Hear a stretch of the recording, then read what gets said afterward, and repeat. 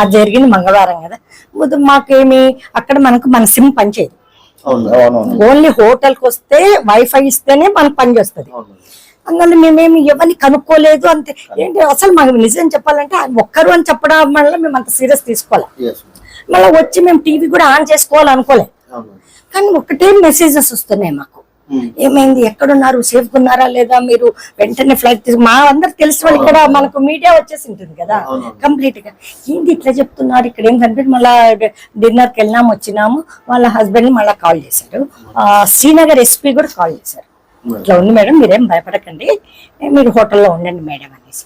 అక్కడి నుంచి బెంగళూరు ఐజీ చేతన్ కుమార్ అక్కడ డిప్యూట్ చేస్తున్నారు. ఆయన 3-4 టైమ్స్ కాల్ చేశారు.